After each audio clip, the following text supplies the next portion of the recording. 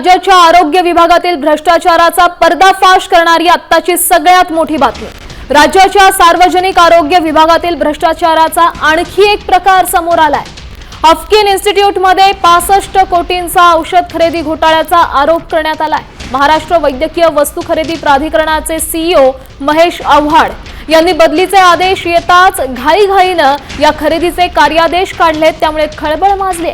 बदलीचे आदेश हाती पडताच आव्हाड यांनी 65 कोटी 39 लाख रुपयांच्या खरेदीचे कार्यादेश काढले। इतक्या मोठ्या खरेदीसाठी पारदर्शक टेंडर प्रक्रिया न राबवता केवळ मर्जीतल्या ठेकेदारांना लाभ पोहोचवण्यासाठी हा घाट घातला गेल्याचा आरोप होतोय।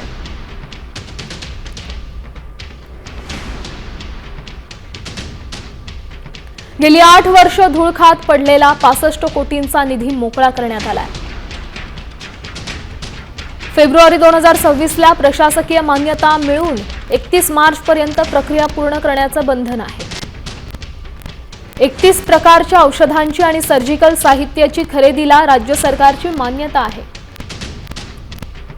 मर्जीतील ठेकेदारांना लाभ पोहोचवण्यासाठी घाट घातल्याचा आरोप त्यांच्यावर करण्यात आलाय। खरेदीसाठी राज्य शासनानं ESICच्या दरकराराचा आधार घेतलाय। चढ्या दराने औषधं खरेदी करून सरकारी तिजोरीचं नुकसान करण्यात आलंय।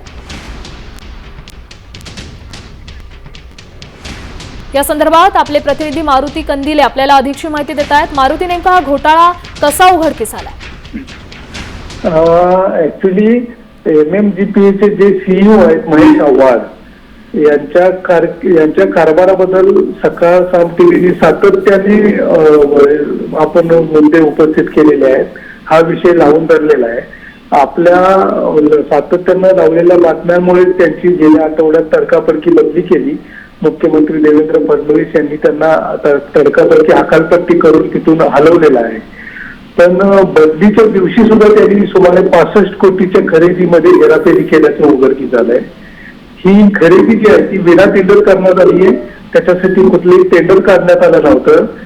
ESICच्या दर करारावर रेट कार्डवर आधारित ही खरेदी करण्यात आली आहे। हे रेट 20 ते 25% जास्त आहे। मार्केट रेटच्या तुलनेत जवळपास 25% रेट जास्त आहे आणि याच्यात अनियमितता मोठ्या प्रमाणावर आहे।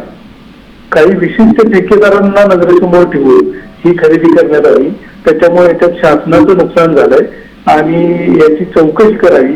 महेश आव्हाड यांनी यांच्या कारकिर्दीत जेवढ्या काही खरेदी झाली आहे त्या सगळ्याची चौकशी करावी अशी मागणी आता पुढे येत आहे।